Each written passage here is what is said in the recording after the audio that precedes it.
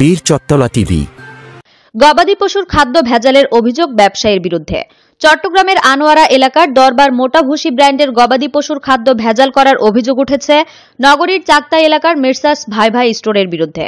গতকাল মির্সাস ভাই ভাই স্টোরের কারখানায় সরজমিনে গিয়ে দেখা যায় জেসি ফুড প্রোডাক্টস লিমিটেডের গবাদি পশু খাদ্য ভুসির মধ্যে ভেজাল ভুসি মিক্স করছে মির্সাস ভাই ভাই স্টোর। তবে ভাই ভাই স্টোরের শতাধিকারী আব্দুস সালাম পশু খাদ্য ভেজালের সত্যতা স্বীকার করে বলেন, কম দামে বিক্রি করার জন্য আমরা ভেজাল ভুসি মিক্স করে থাকি। আপনার নাম কি? আপনার দোকানের নাম কি?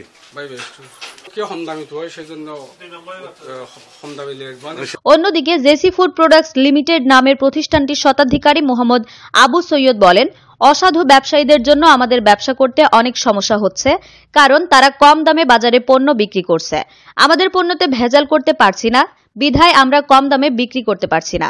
আমরা এ ধরনের অসাধু ব্যবসায়ীদের দৃষ্টান্তমূলক শাস্তি দাবি করছি এবং প্রশাসনের দৃষ্টি আকর্ষণ করছি। জেসি প্রোডাক্টস লিমিটেড, আমি চেয়ারম্যান।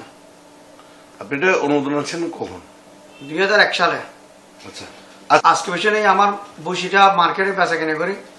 এখন সব ওই বিভিন্ন দোকানদারের 2 নম্বর মানে বসে বস্তা পাল্টায়, বিভিন্ন মাল বেচা কিনে মানে এই দিয়ে মার্কা দিয়ে বেচা কিনে করে। আমার বসিটা বিভিন্ন অন্য বসির সাথে মিলিয়ে বেচা কিনে করে, আমার বস্তাটা ডুপ্লিকেট করে। আপনারা বলছেন আপনার যে প্রোডাক্ট আছে আরেকজন আর কিছু বসির সাথে মিক্স করে এটা বিক্রি করে? হ্যাঁ, বিক্রি করে। কম দামে বসে কিনে আমার বস্তায় ভরে বেচা কিনে করে। নাম খারাপ করে দরবার মধ্যে দরবার ভাই ভাই স্টোর। ওর নাম কি? ওই ডুপ্লিকেট কাজ করে, এরা আন্ধারে কাজ করে। এখন আমার ম্যানেজার যাওয়ার সময় দেখছে যে ওই জন্য দেখতে পাচ্ছে ঘরের মানে তালা, ওই গিরিল ঠাং নিয়ে তালাটা না দিয়ে ঘরের ভিতরে কাজ করে, এই বস্তাগুলো পাল্টায়। ওর নাম কি ছিল? ওর নাম হলো আব্দুল সালাম। দোকানের নাম? দোকানের নাম ভাই ভাই স্টোর।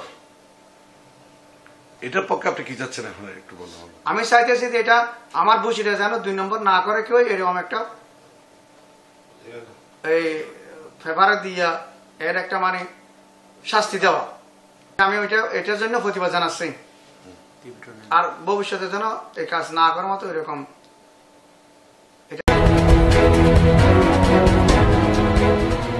বীর চত্তলা টিভি।